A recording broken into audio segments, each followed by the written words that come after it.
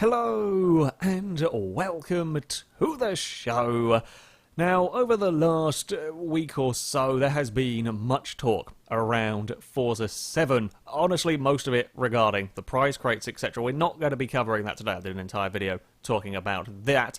We are going to instead talk today kind of a semi review. I don't tend to do these videos particularly often. However, I did want to kind of give an honest opinion, an in-depth look at this game without the often hyperbole that goes around, especially when it comes to making YouTube videos. Now, this is my opinion on this game. Is your opinion going to be different from mine? Quite possibly. That is the way that the world works, and I already know full well as I started recording this, there are going to be many angry people, or some angry people, typing in the comment section, vehemently disagreeing with me. That's fine. That happens, okay? However, yeah, I'm going to be as honest as I can with this and take a look at what Forza 7 gets right, what Forza 7 doesn't quite get right, and then you can make up your mind at the end of all of this. So, we're going to start. We're going to talk about handling physics. Of course, at the end of the day, the most important thing when it comes to a racing game. You need to have the cars handle well. And I'm very pleased to report that Forza 7 drives brilliantly. Now, a lot of people will call the Forza series a simcade racer. It is often thrown around as if that is some sort of dirty word that a game doesn't want to be associated with that. Yeah, Forza 7 is not going to be as detailed as iRacing. It's designed, at the end of the day, to be raced on a controller. I don't know what this game plays like on a wheel. I have never played Forza 7 with a wheel, or any of the Forza games, to be fair. Tell a lie, I played Forza 4, I can never get to grips with it. But it's built in mind with racing on a controller, and naturally, cars aren't designed to be driven by a controller, so there is always going to be some element, some ways of smoothing out the steering inputs for you with a controller. I've tried driving games like iRacing, like R-Factor on a controller, they don't work. So there has to be some sort of compromise goes on. At the end of the day, though, I don't really care. I don't really care how realistic Forza 7 is. I have never driven, for example, this Jaguar F-Type that I have on the screen at the moment. I've never driven this car. I have no idea what the vehicle drives like. It could be absolutely spot on, and I wouldn't know. What I do know, and this is the important bit, this is the most important bit, is the cars are fun to drive. The game has to be good to drive. You know, of course, you want to have the differences, naturally, between all of the videos, all handling like the same thing.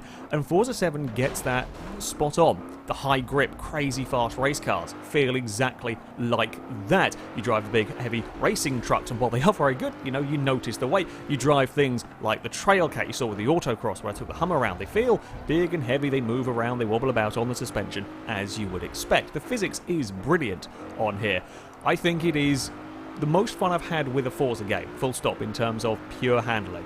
I think it is better than Forza 4. A lot of people are going to be questioning that. Truth is, Forza 4 was an excellent game. Do not get me wrong. Forza 4 was a brilliant, brilliant game. Everything in that, though, had a million miles of grip, which, you know, it was fun. It was absolutely fun at the time. I think, though, this is a more refined and overall a better experience driving the cars. Now, those of you that have watched my videos regularly and so on know that I'm a big fan of things like Clio Cup cars. In general, I have more fun racing the slower cars. It'll be the sort of events that I run, the sort of events I'll do for versus the community on the large part. The slower class of cars, you tend to get closer racing with, and I personally have a lot more fun driving them. When it's come to Forza 7, I've enjoyed just about everything I have driven. Whether it be the high-end race cars, it be Formula 1 cars, the Group C prototypes and so on, all the way down to, you know, your little hot hatches, your classic hot hatches and so on. Everything I have come across has been good to drive in its own way, or interesting to drive in its own way. So the pure racing has been absolutely fantastic. Now, there have been a couple of cars with some peculiar glitches. The Aerial Nomad springs to mind when you drive that. The front wheels don't turn and the hitboxes are all broken for it. It's a strange, weird experience trying to do a race with those vehicles. Now, there are a fair few bugs in Forza 7, that is for sure, and yeah, some peculiarities with the Aerial Nomad is certainly one of them. Now, you'll spend a fair amount of your time, possibly, in the career mode. You'll be doing a fair few single-player races, and again, I think Forza 7 has got the AI pretty bloody good. Again, they're not perfect, however, I found myself having a lot more fun against these AI than I have in any of the previous games. See, in Forza 5, Forza 6, we had the driver tasks, and while it's still called driver tasks, now they're a lot better behaved. The driver tasks in the previous games were very erratic. You would have exciting races, but you never really knew what they were going to do. Sometimes they would have a very big accident, sometimes you get good races, more often than not they would do weird things, and you'd kind of be a survive everything chaos that's going on. That's kind of how it works with the driver tasks. Now, they behave a lot better. They're a lot more fun to go racing against. It really comes down to how you behave with them. That is one of the big things. I've seen a lot of people complaining about the AIs. From my experience, if you drive against the AIs with respect, if you drive against the AIs like you would with another human player, don't just throw your car up the inside and expect them to jump out of the way. Be aware when an AI might be trying to have an overtake on you, etc., then you will actually have quite a lot of fun. You will actually have quite a lot of fun racing with them. They will leave you space if you put your car up the inside, you do something stupid, and you're going to find yourself run out of road. Occasionally, yeah, they might end up forcing you off the track. Racing against players, they'll make that same mistake. They'll make that mistake a lot worse. In general, close racing with the AI can happen, is very, very rewarding. In my experience, I've had a couple of really very, very good races against the AIs. Now, again, they're not perfect. As I said, they do sometimes make mistakes. That happens in racing. The difficulty for them can be a little bit strange. Sometimes I'll be racing on the unbeatable difficulty. Some racetracks I will beat them by 10-15 seconds. Other racetracks I will be barely keeping up with the front pack. Now, okay, this might be more down to my driving, although from that example, the track I was barely keeping up with them was Catalonia National, a circuit that I know incredibly, incredibly well. The tracks I was beating them by miles were circuits I didn't know anywhere near as well. So there does seem to be, sometimes they seem to be insanely fast, sometimes not so much. They are also a little bit on the cheaty side. From what I've heard, when it comes to the sort of Forza Drivers' Cup, sometimes they'll be running in that class, they'll have an identical car to you, and within that homologation rule set, and they will be a lot faster than you in a straight line. It tends to be the AIs give their cars, the people who said from telemetry, they actually give some of their cars a little bit more power than you would be allowed to build your car to for that class to artificially up the difficulty. Now, I've only seen them do that in some classes and in some races. Again, last kind of series I was doing, I was using a Porsche 911 GT1 racing version, and that was the one I had was the fastest car in a straight line. The AIs weren't doing any cheaty buggers with that. They do seem to, though, from time to time, and they do tend to have the car that will dominate yours in terms of straight line speed, although they then tend to be quite slow around the corners. Now, over the course of a normal racetrack, you'll probably be able to make that up. And again, depends on how good a driver you are. There are many difficulty levels, difficulty settings you can change it to find the one that suits you. But yeah, sometimes they can be a little bit potentially on the cheaty side or absurdly overpowered in terms of straight line speed, whether it be through cheating horsepower or who knows what's going on.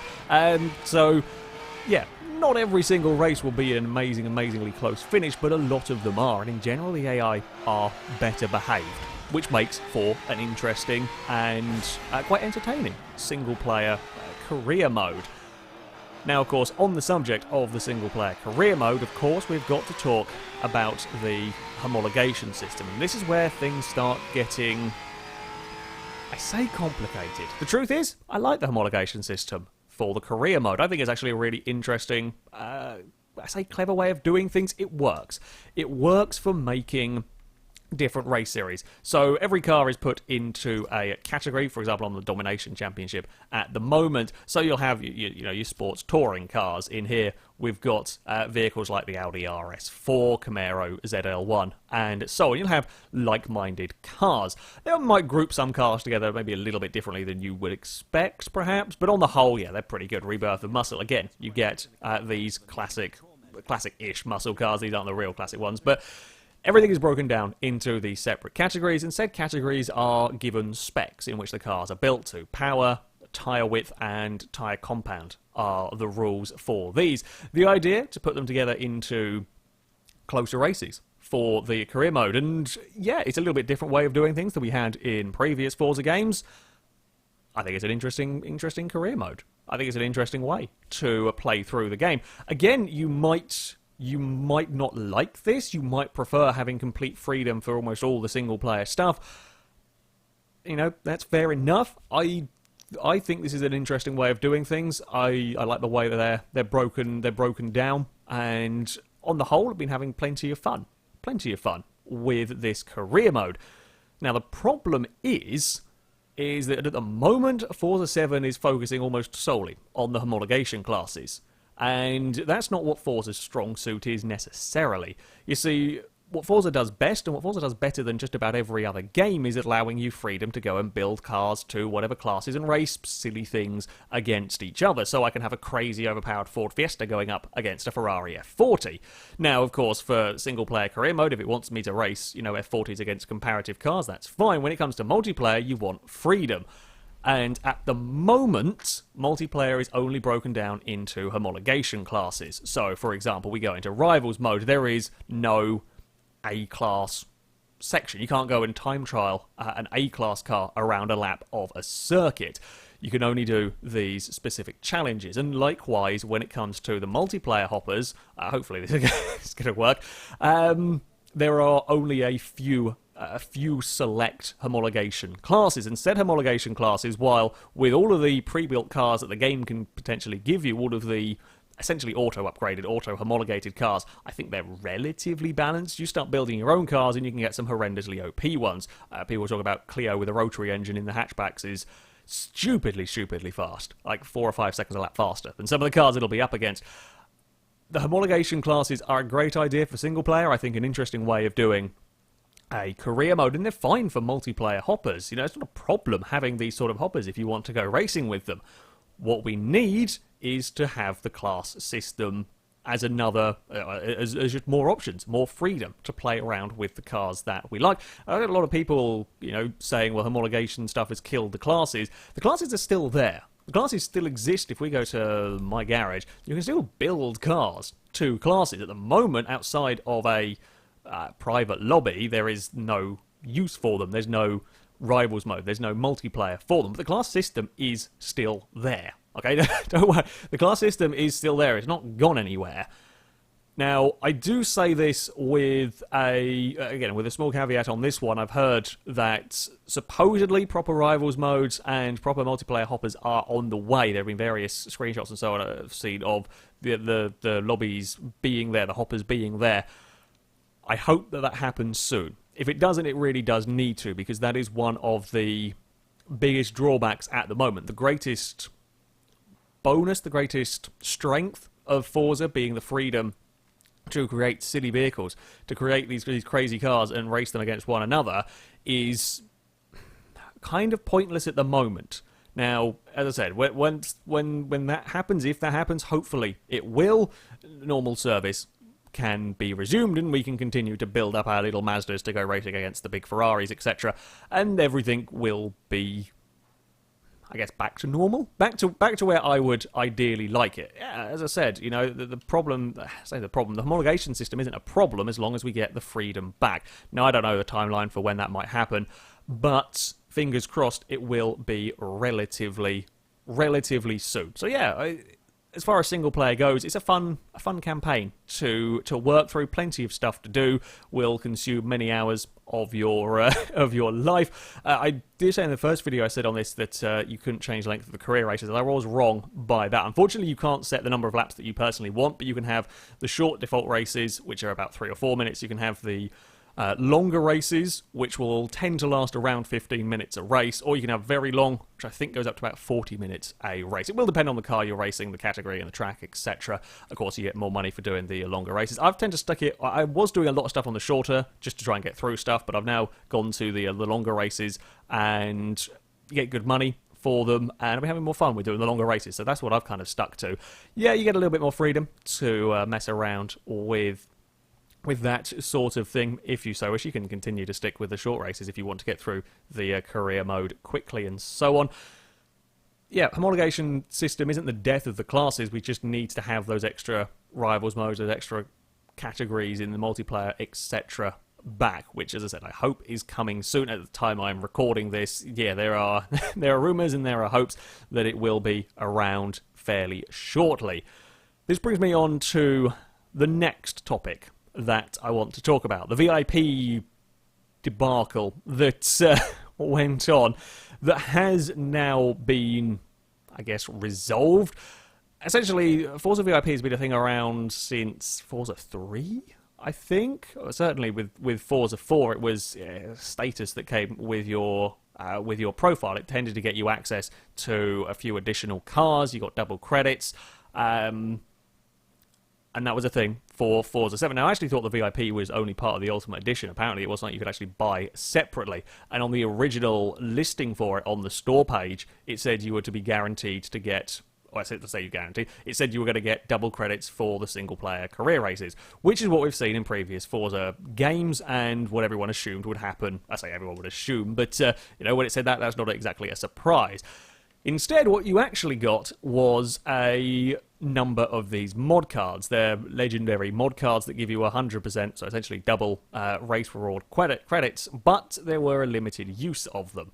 You got given 5 of these cards. Each has 5 uses, so you could only use it 25 times. And sure enough, everybody's very angry, and absolutely, correct. If you sell something as having double credits for good, and you start giving us a temporary use item, that's a problem. That's a big problem. And sure enough, there was a lot of talk about this. Microsoft did, or I don't know who changed, somebody changed the store page to say that it was then a limited use item, which didn't really help matters. Now, there has since been confirmation. They have now since said that they're changing it so that everyone who has VIP will have a permanent double credits, which is, I say, the least they can do, which is what it should have been from the start. I don't know whether it was just a simple mistake in essentially copy and pasting the description from previous VIPs over, whether they didn't think about it. Again, not sure. Maybe it was shady business practices. Either way, they have since said they are changing it to the way that it should have been. So everyone who has VIP will get their 100% credit boost as a permanent thing. I don't know how they're going to work it. There is an update on the way, and everyone who did have VIP also got 1 million credits and 4 bonus Forza Edition cars as a kind of whoopsie, we screwed up sort of a thing. Is it a minimal thing? Sure, but it's being fixed. It's been resolved. On the subject of VIP, the cars that we get for it are not the most exciting. Quite frankly, you get Forza Edition cars, which are just special bonus cars. The Jag that you've been seeing around in the background is one of them. They are special bonus cars that give you extra XP or extra credits at the end of a race. Some have specific challenges you have to do to get said XP. Some of them do come with unique body kits. Where will I find? I actually don't know if the Camaro has a unique body kit, but yeah, some of these come with unique body kits and so on for the Forza Edition cars. Are they as good as some of the unique cars that we got in previous VIPs? Where, it was I think the Koenigsegg Agera was a unique car in one of them. These are just special editions of a normal car as opposed to a whole different car. Probably not so much. It's up to you at the end of the day if the VIP is going to be worth it. It is now going to do what it says it was supposed to do in the first place. So, yeah, your choice, whether you want this or not. But the whole thing has been sorted out. Could have and should have been handled a lot better. But we have got a successful resolution. So, yeah, there we go. So, we move on next to the car list. Again, another subject of much discussion, and to an extent, the car collecting aspect of this game. Now, I would potentially argue that Forza 7 has probably got the most diverse list when it comes to cars, more so than Forza 4, that everyone seems to hold up as a god. The truth is, this has got, your Indy cars, your Formula 1 cars, got classic Formula 1 cars, your classic Group C's, a lot of classic prototypes, and so on. And then you've got, your modern supercars, your modern hatchbacks. Then you've also got your classic muscle cars, classic hatchbacks. You've got racing trucks thrown in for good measure, vans, and all sorts of other silly stuff that you might want to go and play around with. For me, it is a good car list. There is something just about for everyone, and you will find something that you will have a lot of fun with, whether you want to be messing around racing Cadillac limos or whether you want to go racing a Formula Mazda. There is, a huge variety of cars. Yes, there are some duplicates. I say duplicates. There are 6, 7, 9, I'd lie, Formula E cars. They are from different generations, though, and modern Formula E's are becoming more different from one another. They're not just a single make series anymore. There are 3 or 4 different Indy cars. Oh, no, sorry, I tell a lie. There are two Chevys, 2 Hondas, and there's 3 NASCARs from the different manufacturers and so on. There are a couple of duplicates in there. There are also some admissions. This is by no means a perfect car list, but you're never going to get a perfect car list. No game in the world has a perfect car list. Yeah, it sucks that when it comes to your GT cars, your prototype cars, a lot of them are outdated models. There are a couple of up-to-date ones, but a lot of the classes are still made up with 3 or 4 year old cars now, which, when it comes to racing terms, that can be quite an eternity. Yeah, the homologation system we found with the GT cars was pretty interesting, was pretty good in terms of making them competitive with one another, but that was through various restrictions and upgrades and whatnot. Is it a shame? Does it suck that we don't have a complete up-to-date list? Yeah. Does it suck that we don't have things like Saab, like Seat? I'd love to see Skoda make an appearance, get some of the Skoda VRS cars into Forza. I could name a bunch of cars that I would like in this game. Everybody could. At the end of the day, you can't have every single car. Now, does it seem to me a little bit of an odd admission not to go for some of the more up-to-date GT cars? Yeah, I don't know how all of the licensing stuff works with these, truth be told. At the end of the day, it doesn't bother me. Now, if you want to have a game that has the full 2017 grid of GT3 cars, yeah, this isn't going to be the game for you. That's fair enough. There are other games that will fill that void. What Forza 7 has is a huge variety of cars. You will find something to play with, something to have a lot of fun with, and then you'll go find something else, and then you'll go and try another car. There is more than enough cars, more than enough different disciplines, more than enough different types of vehicles to keep you interested for a very long time. And as I said, they all drive bloody brilliantly. So, to me, it's not a particular problem. To me, I don't care. Now, again, admittedly, GT cars and whatnot, they're not my thing anyway. I much prefer the hot hatches, so it's, again, even less of an issue for me. It absolutely is a shame that we don't have absolutely everything in this game, but that is unfortunately the way that it is. At the end of the day, you will still find plenty to have fun with and to mess around in here. On the subject of vehicles, sound is incredible. Sound is absolutely phenomenal. It is, the best that we've had in a Forza game. I can't tell you what a lot of these cars sound like because I'll have never heard them, but they do all sound very, very good indeed. We move on to talk about graphics in the game. Forza 7 looks absolutely fantastic. Mostly. There are a few, again, small issues. When it comes to the lighting, it is, far superior to the previous games. While we don't have I say fully dynamic lighting, we kind of do. Racetracks have 3 states they can be. They can either be dry, they can be wet, or they can be at night time. Now, not every circuit can be all of them, which is, again, a little bit of a shame. Honestly, I don't know why we can't have every track driven at night, because the lighting is clearly capable of doing it, because when you load up a race as a dry race, you will get random lighting conditions, and sometimes that can be either very early morning, very late at night, and be practically dark. Anyway, I've raced at Laguna. When I'm going to film this, I have no idea what I'm going to be able to find to put on the screen at the moment. If I could happen to load up a race that looks at the right times, then brilliant. If not, I have to take my word for it.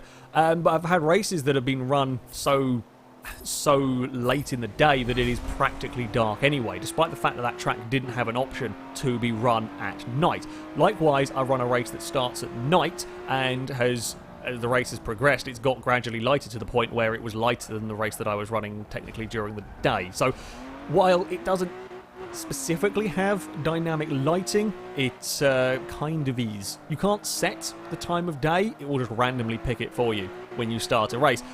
I would like there to be an option, but equally I'm okay because you never quite know what you're going to get. You might have a really cloudy race, you might have a really pretty sunset, and there are some absolutely outstanding visuals. The lightning storms are one of the highlights for me. Certainly the first time you go racing in a lightning storm, it is absolutely incredible, and the cars themselves look brilliant. There are a few visual bugs.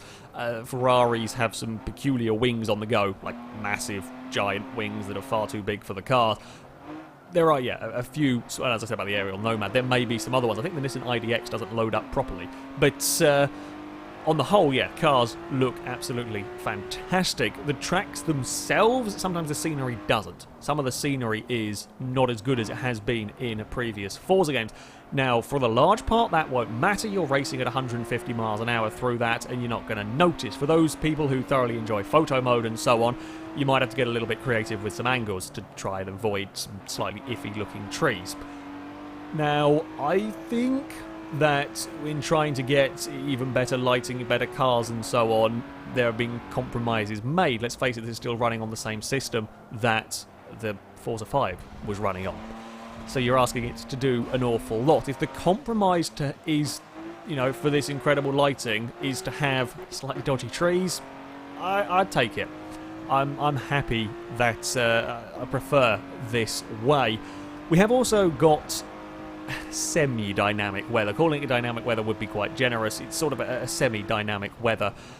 You can have a race that starts in the dry and will gradually get wet. Now, you can't set this to random, which is kind of, again, a little bit of a shame. You can set it up manually yourself. You will set the weather conditions, what a race will start, what the mid-race scenario, and what the end-race scenario will be, and you can choose what percentage. So you can have a 60% chance that race will start raining in the middle, or a 60% chance that it'll have dried up, and so on. So you can have a percentage chance to kind of make it a little bit more random, but it isn't a fully random system. And likewise, it's not fully dynamic in that you will still select whether you have a wet or dry race, and this will determine what tyres the cars run on. So if you have the race set to wet, even if you never have it actually rain during that wet setting, the car will then run on wet tyres. I say wet tyres, you'll see them, like a Formula 1 car for example, you'll see they'll be on treaded tyres as opposed to full slicks. I haven't actually tested if driving a car in the dry with a wet setting, so you'd have wet treaded tyres, whether that is slower than driving it with normal tyres. I don't think it is.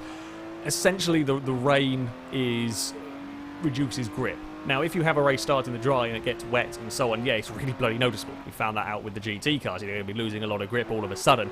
And the rain, the way that it kind of accumulates on the track, far better than it did on Forza 6. I haven't done anything with really long distance races in whether dry lines appear on tracks or not. I've tended to only be running shorter races in rain. It's tended to happen in like a couple of laps. It's suddenly gone from dry to wet. So I don't know how if dry lines work. I'm not sure that they do particularly, but I could be wrong on that front. The whole the tyre situation, is it a shame? Yeah, I'd like to see have wet compound tyres. Have you have to pit for tyres because it suddenly got wet. The system as it stands, though, is still fun to race in. It's still fun to have these dynamic roaders, and it's, a step in the right direction from Forza 6.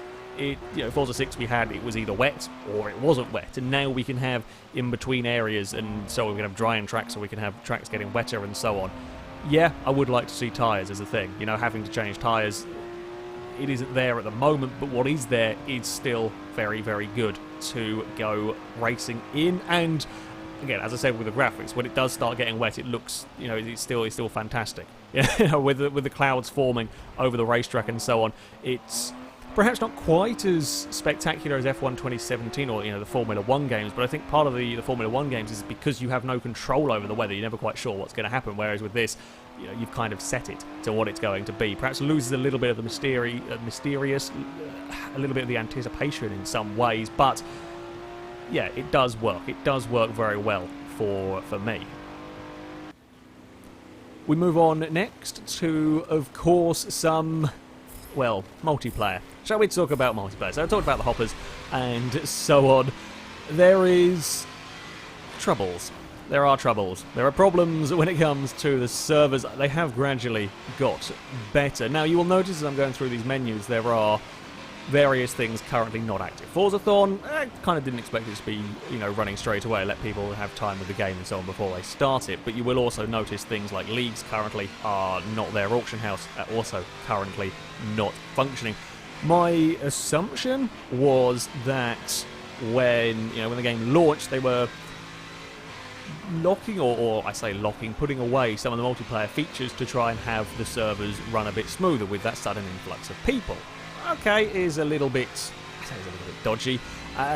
GTA took weeks to get their online up and running, and even then it was completely broken. So perhaps I wasn't so surprised that they would try and focus on just getting the multiplayer servers working. The problem was it didn't at all.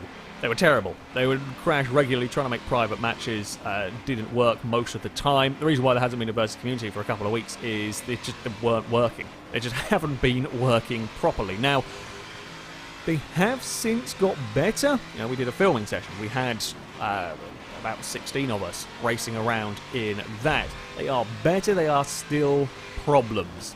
There are still problems with multiplayer. We have had issues with vehicles lagging out, but lagging out in really strange ways. We've had cars that have frozen on the grid but still been a solid entity.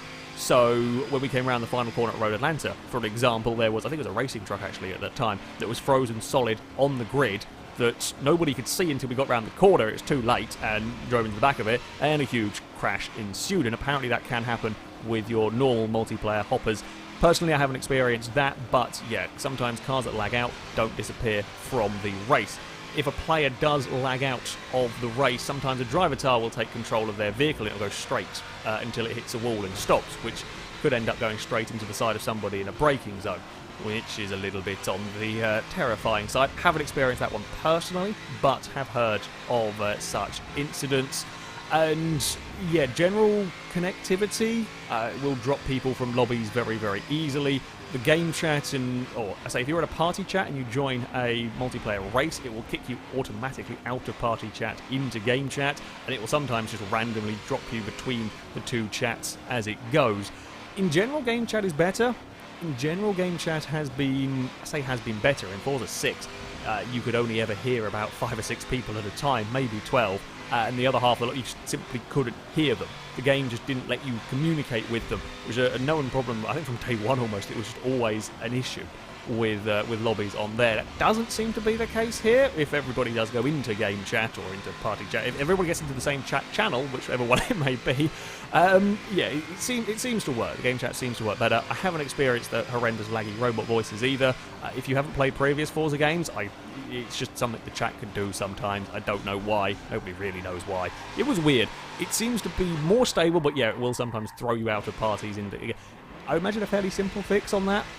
Again, a lot of the things with this, fairly simple fixes, little polishings, if you like, on this. But yeah, the chat can be a little bit dodgy. I've got huge problems with the replays.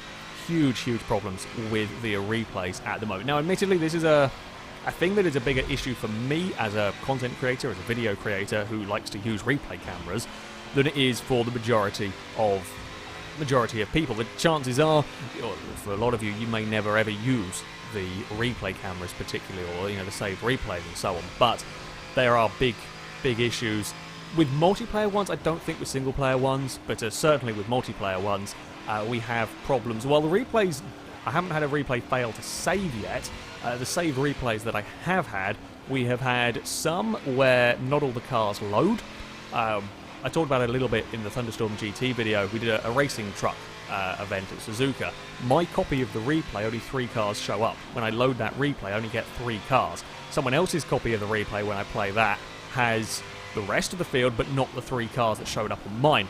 My truck included being one of the invisible ones. Liveries don't always seem to load on those. Sound is a hit and miss. Apparently you restart the game might fix it, but yeah, sound doesn't always load on the replays. The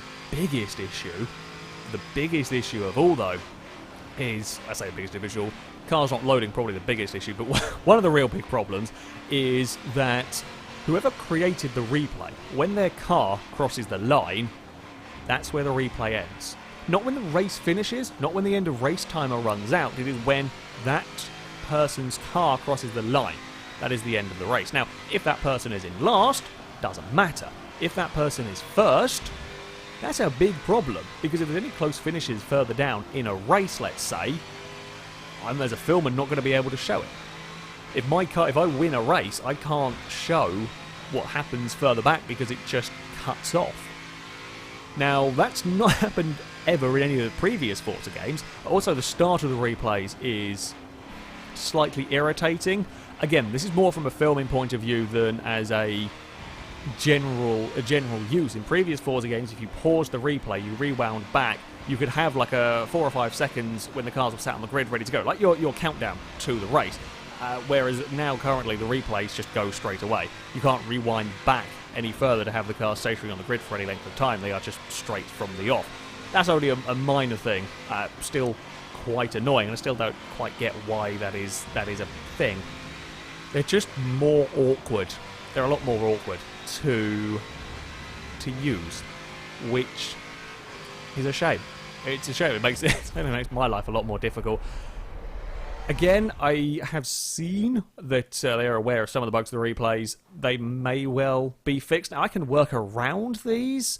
For example, if I'm doing a race, or the races for kind of versus the communities, etc., I'm going to have to be a lap longer so that we have everyone can cross the finish line, and yeah, it won't be at the official end of the race.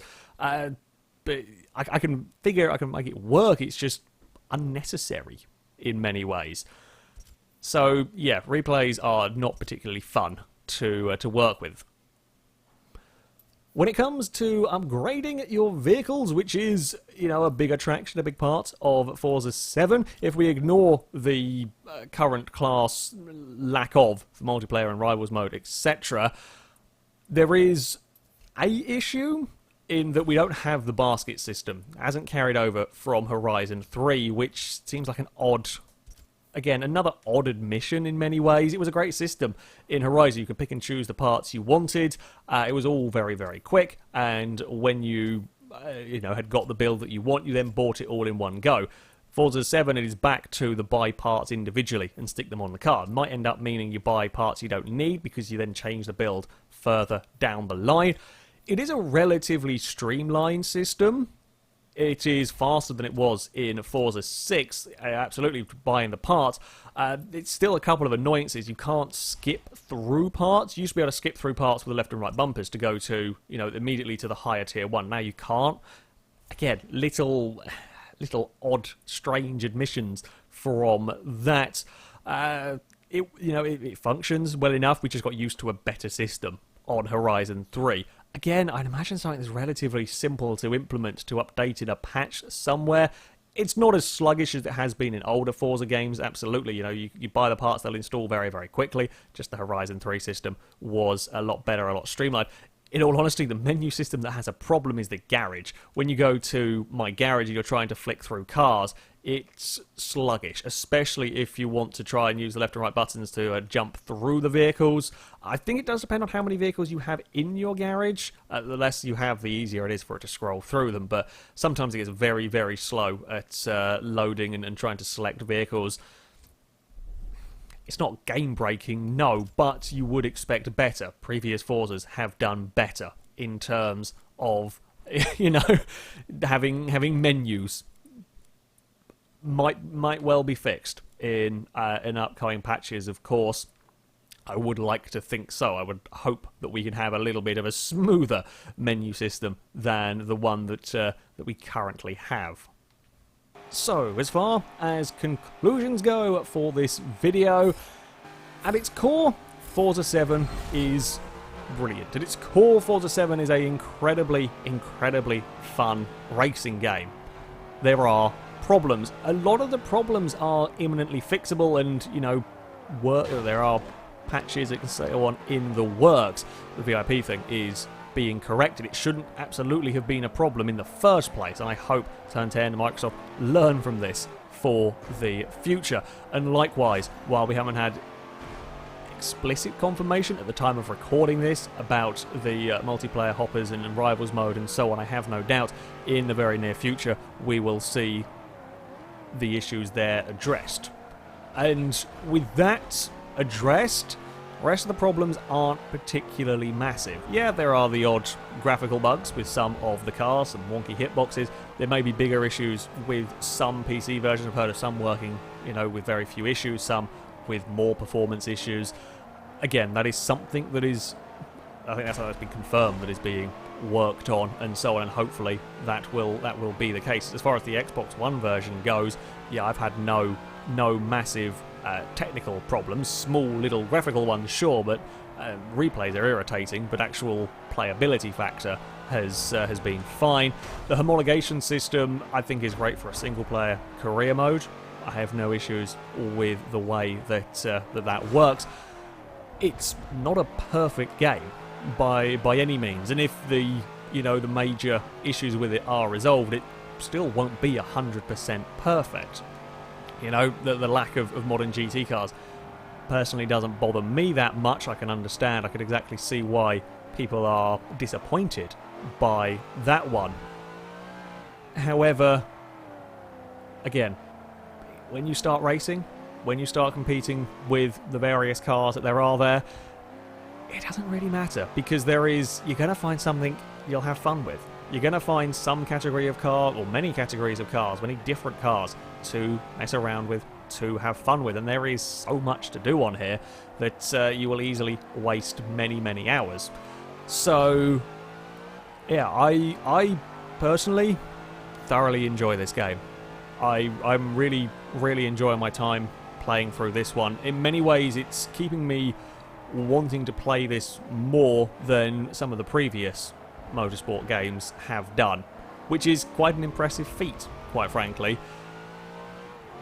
Maybe the best advice I can give to you is, if you are looking at it and still unsure, wait and see as to what happens with the patches and updates and so on.